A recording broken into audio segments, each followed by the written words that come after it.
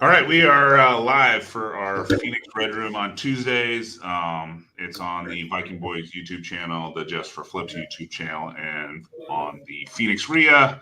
You can watch it on any of those outlets. Today we got the legend Jarr on here. Absolutely. No, wow. Derek mentored many people in the real estate business, including building like half of Arcadia. Yeah. So along with a lot of, he even was part of cutting deals back in the day. Whoa. Listen, hold on. I don't know about that. I knew we did deals with them, but I was never part of that. Anyway. So anyways, Derek's jumping on, talking about an investment strategy he's been working on. Just a small little update. Obviously, the 10-year hit 4.81 today. Highest rate since 2007. Treasuries have have a 3% spread, so your mortgage rates are probably 8. Probably 8. So that's what you're looking at going forward, and your investment rates are probably 9. So that's just a little FYI. And then your inventory.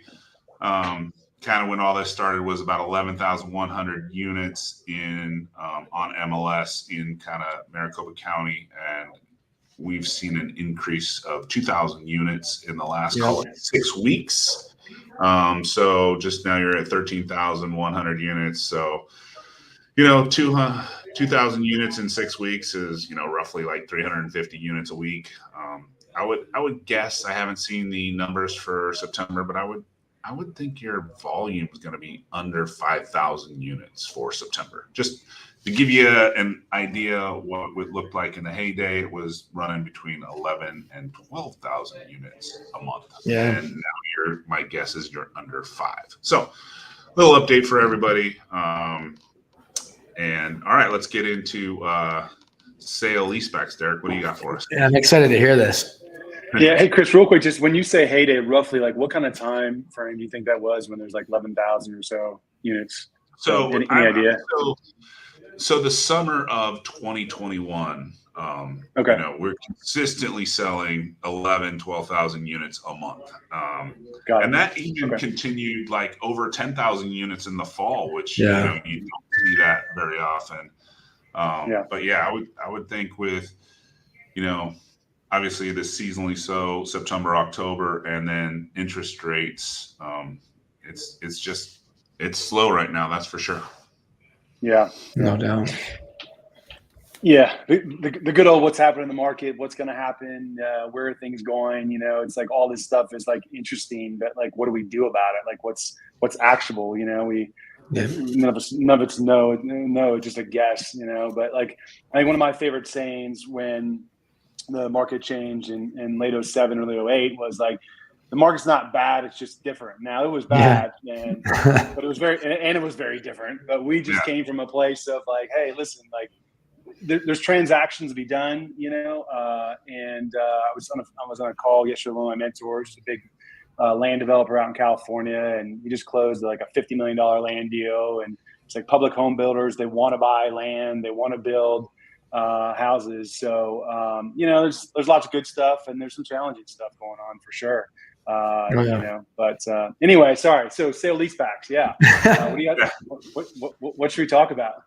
I want to hear about this company. I'm excited to hear about it. Yeah. So you've kind of jumped into this. What about 3 or 4 years ago? I'm not keeping track of the timing, but Yeah, all good. Yeah, so Stay Frank, our company, Stay Frank started officially January of last year. So, we're coming up about 2 years. Okay. We were messing around a little bit before that, but we didn't kind of formally launch the company until then. I started doing sale leasebacks though in 2003, so 20 years ago. Oh wow! And right around by the time that Chris, you and I met, when I went down to the auction to try and bid at Tiffany and Bosco to try and bid, and I stopped that shortly after. But anyway, so I was knocking on doors of people in pre-foreclosure, just starting out as a real estate investor. The one thing I knew I can control was getting out there and talking to people and trying to make offers. So I was door knocking. Nothing glamorous about it. Very entertaining at times. Seeing the kind of shit you'd see, out there when you knocked on doors. Mm-hmm. But I remember this one guy. He was on right near PV Mall, or what was PV Mall, and he answered the door. He's like, "Oh, you guys want to buy my house and kick me out? Like, I'm not selling my house because I want to stay here." He's like, "How about I sell you my house and you rent it back to me?" And I was about a year into my career as a real estate investor, and I'm like, "Oh, I don't know, maybe I won't." I heard buying rentals is a good idea, and so at that time, it was a different deal than what we're doing today. But at that time, we were buying pre-foreclosures at a discount and then leasing them back for a period of time. And a lot of people thought I was crazy. People still think I'm crazy. But I think at the end of the day, it provides an opportunity for people to come to grips with selling their house at a price that is investor friendly. Right. And it gives them the benefit to kind of get some cash and maybe hopefully reset their life a little bit, and then gives them some time to transition to wherever their next stop is. So that was kind of like the impetus of what started this whole thing. That's awesome. Yeah. So did you keep that house? How long did you keep it? Let's hear this rest. Let's finish the rest of the story. For sure. How long did you lease back for? Let's go. Yeah. Okay. So that one, honestly, I don't remember. I started wholesaling some of the deals that I was finding to other buy and hold investors. That time investors could get 100% financing with state income. This was 3, 4, 5, 6, the free money days. So we certainly had a great disposition because money was cheap and easy, or at least easy. So that we stopped doing that when the Great Recession happened and the short sales hit. We were doing sale leasebacks on short sales until the lenders said, no, you can't. Our borrowers can't benefit. You can't keep them as a tenant. I then went back to remodeling. Then I got confused and thought that building was a good idea. God love any great builders and construction guys. The good ones are worth their weight in gold, but I quickly realized that was not the business I wanted to be in. How long were you in that for, You didn't quickly realize, didn't Green Street build a couple 100,000 homes? No, I was going to say, right? Yeah. No, I was like 90 some homes in 7 years. Quickly. But look, this is I remember meeting this guy. He's a very successful developer, and it was like a couple years into my career, and I was like, hey, any advice you'd share? He's like, get out of the business as fast as possible. And this is a guy that I don't know at the time I thought was maybe worth $100 million, $50 million.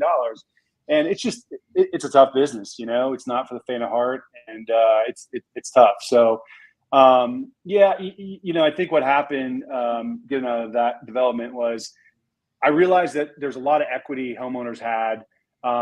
There's a lot of institutional capital, the funds that were buying single family rentals. So I kind of just said, you know what, the combination of capital wanting to buy rentals and homeowners that have equity that probably can't access it could be a great opportunity for me to kind of bring back this sale leaseback concept. So what we're doing now is we're marketing to homeowners that they're not motivated sellers yet. Likely they've been turned down by a loan, or maybe they're 30 days behind on the mortgage. They're typically not in pre-foreclosure, but they need to access the equity in their home, and they can't. I mean, look, you just talked about mortgage rates, 8%. Like, how do you refinance and qualify from a debt to income at 8% mortgage? It just doesn't work. So what we're doing today is talking to homeowners about, look, you're trying to get a refi, trying to get some cash out, you can't. You don't want to sell because you don't want to move. What do we get you the cash of selling without having to move for a year or 2 or 3? We'll do up to 3 years on the lease back. So that's what we're currently doing. Now, how many of those are you doing a month? Would you, if you were to average it out? So in full transparency, so last May, before the market rates changed, I think we had like 14 or 15 in the month of May that we were in escrow on. And so, annualized, that'd be like 150 a year or something like that. The bottom fell out like it does in real estate sometimes. And all of a sudden you got left with, all right, shit, what do we do now? And so, I'll tell you that in the last 60 days, my numbers are gonna be close. We made about 50 offers a little over 50 offers in the last 60 days, and we signed 8 deals. So, things are picking back up. The wheels are turning again. So, I imagine, the way things are going, that we should kind of be back to the mark where we were by early next year. And then when you're renting these back to them, are you doing it just, traditional rental rates? Or are you kind of giving a premium on it, or what's that look like? Yeah, great question. So high level, we are charging market rent. Okay. Whatever, if it's us or whether it's one of our investor partners or on the funds, they set the market rent. That drives the price up. The higher the rent, the higher the price because of the yield. Yeah. And so that's what we explain to the sellers, is you're going to pay market rent. Typically, our offers to the homeowners come in around 80% is max. Sometimes it's down to 70, depending on the asset, the vintage, how old, condition, all that stuff. Yep. So it's similar to probably what and I'll say that's 70 to 80% of ARV. Right. So probably hovers around what a cash, buyer would be to motivate seller. Right. But again, it just gives them the benefit of being able to stay. So we're charging market rent. We're offering about 75 to 80%. And then what we do, not to get too many details, what we do is we have them pay a third of their monthly income towards that market rent. So let's say the market rent is $2,000 and they make $3,000. Well, we don't want them paying $2,000 rent because that doesn't work. So we go, hey, listen, you make $3,000, pay $1,000 towards your $2,000 of market rent, and then they prepay the rest. Okay. And sometimes they prepay it all. I mean, sometimes they want to prepay it all, actually, because it's kind of out of sight, out of mind, and they just want to live. And you have them prepay that with their equity. Correct. Yes. Cool. That's awesome. Out of the proceeds. Right. And then on your sales side, are you having, I'm sure whoever your sales guys are you having them kind of break down in a similar way of, wholesaling, where you're like, no realtor fees, no closing costs, all that kind of stuff? To where it's like, because obviously when they come down, when they're realizing they're walking with 75, 80%, it's I'm assuming it's fairly, easy to walk them to that point once you explain to them if they don't have to pay for that kind of stuff. Yeah. We probably don't do it as much as maybe we do, we do in the cash home buying. Yeah. What we actually do, and I don't know, this might be someone you guys can use or anyone can use, but what we do, like, we just presented an offer today, 300. Our offer is 240, but in the closing costs, we actually have what we think the closing costs are going to be, because the sellers do pay it. But then we put an $18,000 credit in the closing costs. There's about $22,000 of closing cost, and when we present the offer, and then we break it down to what their net after their prepaid rent, what their proceeds are, right. And that's what they focus on. How long do I rent it for? What do I have to pay? And how much cash am I getting? Yeah. So what we do then is, in that contract, we put seller to pay buyer $18,000 credit. When we go through the contract, they go, look, this is how we do our deals. You just act like it's normal. Yeah. Rarely do you ever get opposition, because they're already sold on the benefit. They're sold on the cash proceeds. And then when we wholesale or sign that contract, that really becomes our assignment fee. Right. So now the buyer is paying that $240. And they're getting an $18,000 credit from the seller, but they're paying us the $18,000 assignment fee. So now that gross price is a little bit higher to the seller. I think for us, it got really tricky, because even though if you explain the net, like, people just still get fixated on, like, well, what am I selling my house for? Yeah.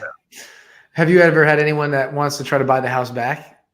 Yeah, great question. Like, I've got this cash now, I could actually buy it back from you. Yeah. So currently, in this kind of iteration of the sale leaseback, we've been wholesaling everything. We're just now starting to keep some stuff ourselves with some private investors that we're holding on to some assets with. So, so we haven't given anyone the option to buy back until recently. And in a pre-foreclosure setting, I'm not really sure that's I think it's a little bit misleading to do that.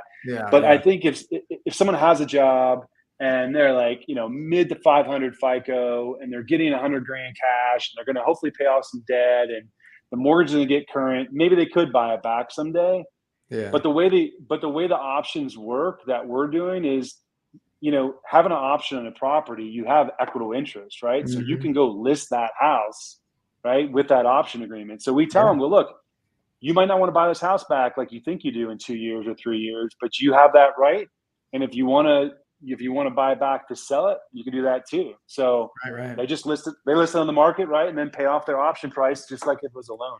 So just a quick little tip for some of you guys out there that are just listening to that, but foreclosure laws are different in each state, obviously. So some states, if you buy somebody that was in foreclosure and you sell them a lease option, it's a no-no. Just FYI, it's a predatory lending no-no, and so you're basically saying that, hey, I'm buying your house, but you can buy it back from me when you know they're in financial difficulty. And in most cases, they won't be able to, and then you're kind of saying that they can, knowing that they probably can't, is just a little tidbit of information. I don't know every state's foreclosure laws. I just know that one is out there. Right. No, absolutely. Yeah. Derek, I'd love to get, sorry, go for it. Go ahead. No, go ahead. I was going to say, I'd love to get your take on something that I think is kind of interesting right now. So obviously with interest rates what they are, you have a lot of, in my opinion, you have a lot of people that are kind of backing out of the buy and hold scene right now. Just because obviously it's, there's not a lot of money to be made on cash flow right now. But us personally, we've actually bought more in the last 4 months than we had probably in the last year and a half. And I feel like, in my opinion, I feel like I'm seeing better deals out there, especially to burr them, because you have less competition against some of these properties right now. I think you have a lot of people that strictly go off of cash flow, but we're kind of doing equity plays where we're finding good deals. You can walk into them and buying them really, really well, and you can be no money out of pocket. And I feel like I've noticed that we've had less competition on stuff like that.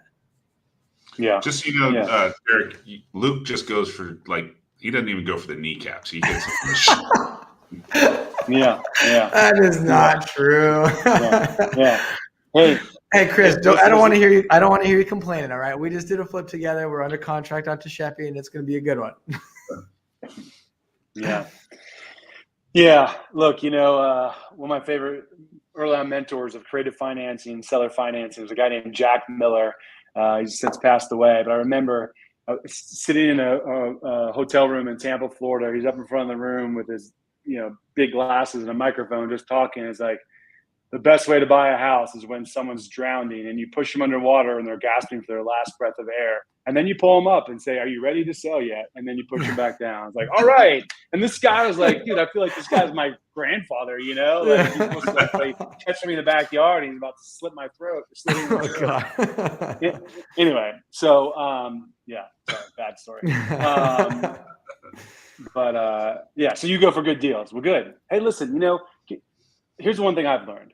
One thing I've learned is that we get to ask and people get to decide. As long as you're authentic, as long as you're not misleading, who am I to judge what someone should do with their financial situation and their home?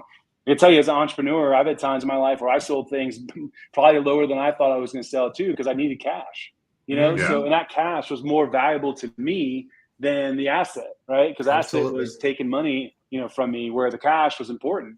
So right. I don't know, No, for sure. And be a good human, treat people fairly, but for us, it's been a lot of it has been buying from wholesalers. But I mean, I think a lot of wholesalers Chris, you tell me. Are you guys?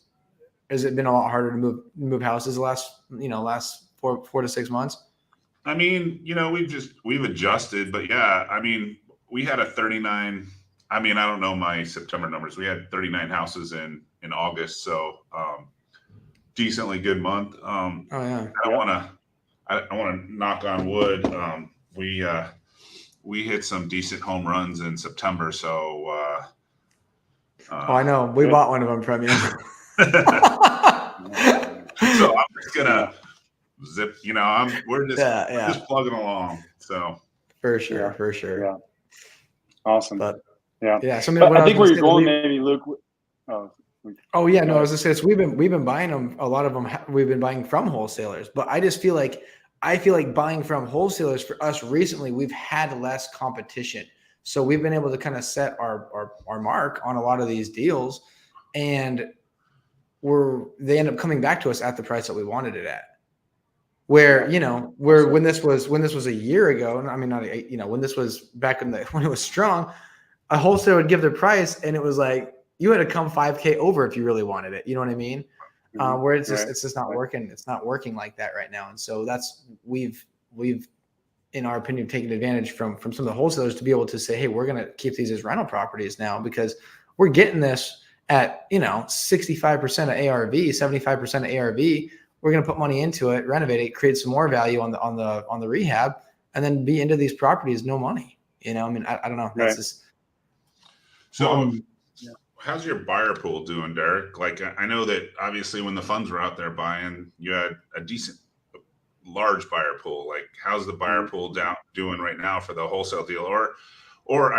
You mentioned MLS with equitable interest, or are you doing kind of more of a kind of novation model and taking it to just MLS? Yeah, definitely not doing that now. Although that's an interesting play. Looking for investors on the MLS because again, we're buying properties and leasing them back to people, so it's selling to a retail buyer isn't going to work. But maybe to find investors. I'm just starting to kind of go that route. We have right now, I think 6 or 8 funds that are actively buying. I mean, they're not aggressive. They're methodical. They're very, shrewd, in their pricing. But, there's some assets where they get aggressive because they are very asset centric, So if you have a good asset, a good area, good school scores and all that kind of stuff, I mean, they'll still pay because the big ones, like we sell to a group called Tricon, they're a publicly traded company, and they have a very long-term view on this. So like, look, we want to continue to accumulate good assets at a much smaller scale than we were. But there is still an inventory issue, right? And regardless of where rates are this year, next year, 3 years, they want to aggregate, good assets. So when they come along, they look at it as an opportunity still to take advantage. And Luke, I think what you're saying before I kind of interrupted you before, it's a great point is that, it's a time to be patient, right? For sure, but it's a time to be active. And, for sure. Those active and patience don't always kind of go together.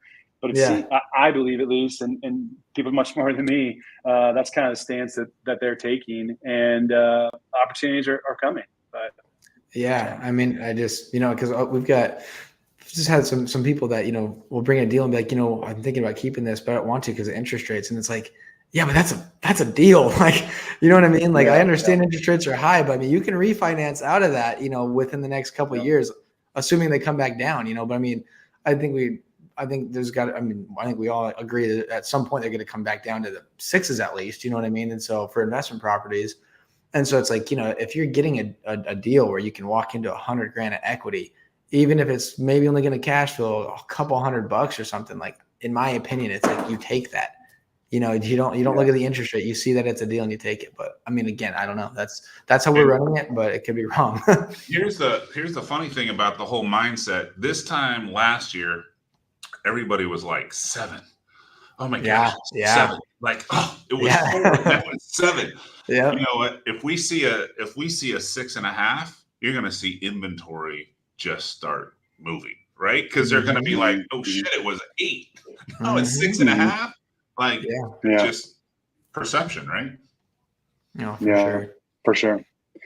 Well, and I think the interesting thing, and I know this is about sale leasebacks, but I actually still own a sale leaseback in Chandler from 18 years ago when I bought it. Oh, wow. And not only was it a sale leaseback, but I bought it subject to.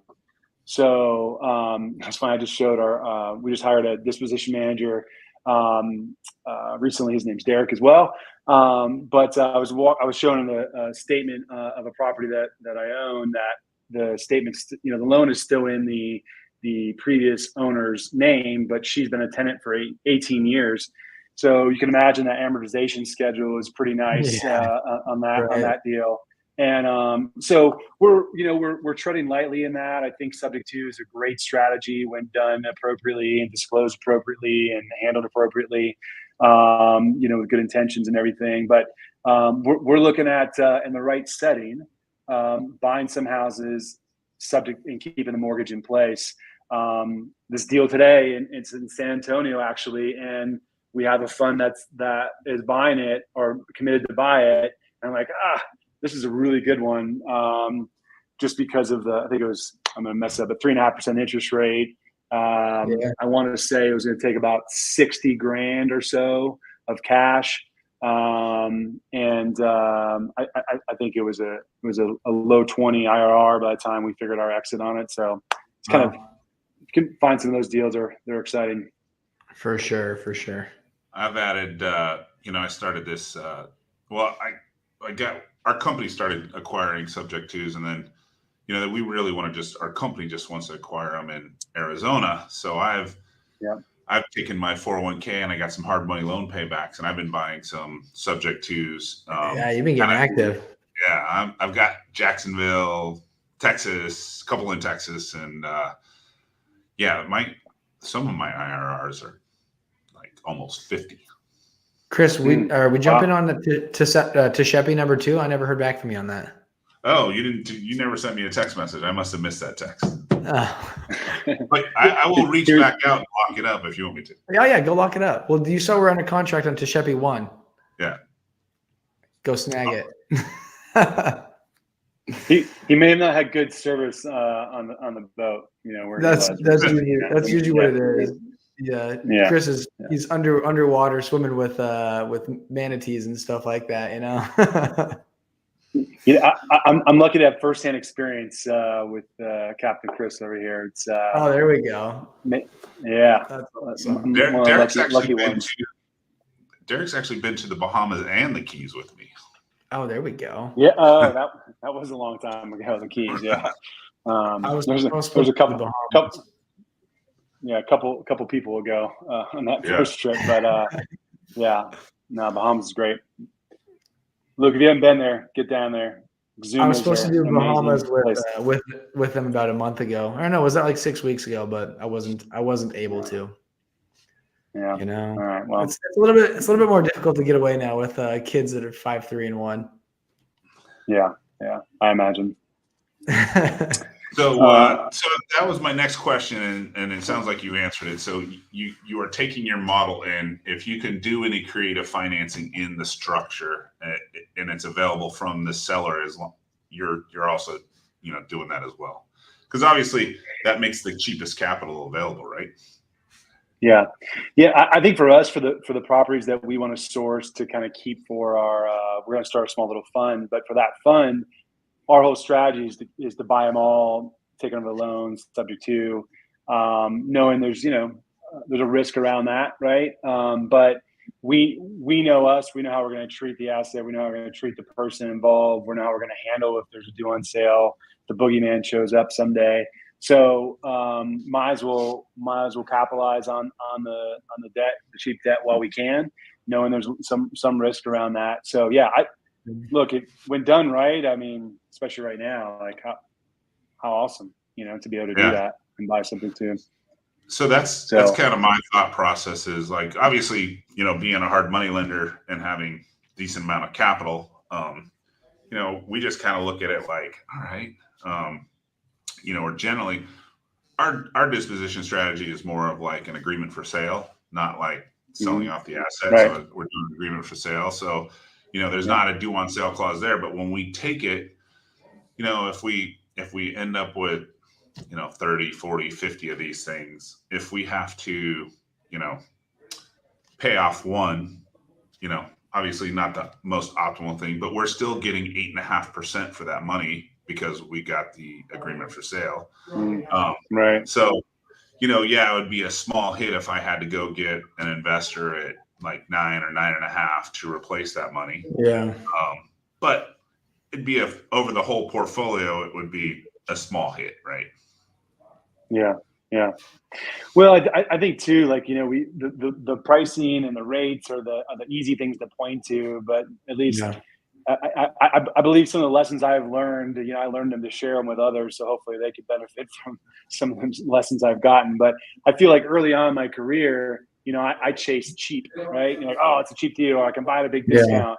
And I kind of lost focus on location and property attributes and those types of things. So I think Two, when if you buy shitty assets, you're gonna have shitty results. Yeah. If you buy good ones, you're gonna have good results. So for us, I think we'll try and stay kind of middle fairway of what we would all agree was probably a good asset, and not try and veer too far away from that. So if some of those things do happen, at least you're still with a good asset. You don't have to try and scramble and get some financing on something that's not very desirable. But Right. but yeah. But look, I know we're here to talk about sale leasebacks a little bit, and I would encourage anyone that's in the space of dealing with motivated homeowners Right. or motivate sellers to consider bringing it into your kind of tool belt, if you will, of offers, because even if it's 6 months or a year, but just providing that transitionary time period, is just so key to, in my opinion, unlock sellers that are just like, yeah, I need this money, but like, where am I going to go? Like, and I just can't put that together. So they procrastinate until their situation gets worse, potentially, right? So anyway, it's not for everyone, but I think if you can structure it right, and you have some capital that is interested in buying for yield and buying some good assets, you got to make sure they're a good human. That's kind of one of our biggest requirements. And like this guy I was talking to today, he's got 4 kids. His the oldest is in 8th grade, wants her to finish middle school before high school. He's like, man, if I can just get a year, I got about 20 grand worth of debt. If I can pay that off. And he said to me, he's like, Derek, I'm 2 months behind on my mortgage. I have the money in savings to pay it. But if I pay that and I catch up my mortgage, I have had nothing. Yeah. And just like, think about like, what is that person living with every single day? Yeah. I mean, we've all had financial stresses in our life. So like, to be able to get them cash, not have to uproot their family, give them a year to kind of plan out his next move. It's a huge benefit. And look, case in point on this deal, this guy thought his house was worth $320. He's going to sign a deal at $245. So, right. Exactly. And if I show you the picture of the house, it's a nice house. Like, it's move-in ready. It's no fix and flip here. Yeah. Because the benefit of having that cash is worth so much. So anyway, there's my soapbox pitch. No doubt about it. Sell leasebacks to people. So I love it. Cool. Yeah. Well, Derek, where can people reach out to you? What's the best way to contact you? Well, stayfrank.com is our website. My email is derek@stayfrank.com. You can find me on social media. And yeah, happy to chat with anyone. I love what I do. I love talking about it. I love talking, as you can tell. Happy to chat with anyone if I can add any value. It's Stay Frank, right? Yeah, I love it. Stay, STAY, Frank. Okay. Yeah. Sorry, Derek. I'm sorry, Frank. Yeah. We were named Frank. A buddy of mine, his marketing company came up with a couple of different names. One was like Keepsy and Costa Free or something. I don't know. But we went with Frank, and then we changed it to Stay Frank because we got a cease and desist from we were trying to trademark Frank, and we got a cease and desist from some big $1 billion company in New York. So really? We changed this. I was like, all right, we made it. They know about us, It was early revenue, so they didn't want to buy much. But so we named it Stay Frank. But I think Frank kind of embodies someone that, like, Frank, he's a good guy, or like, hey, let me be. Yeah, for sure. So that's kind of right, exactly. That was what I took from it. Yeah. Heck yeah. Cool. I love it. Cool. Well, thanks for jumping on with us on the Red Room. Yeah. And if somebody reaches out and sells you a deal, hey, good for them. Awesome. Yeah, thanks for me, guys. Appreciate it. It's been fun. Of course. Derek will have to FaceTime Sage so you can say hi. All right. Sounds good. See you guys. All right. We'll see you. Thanks. Bye.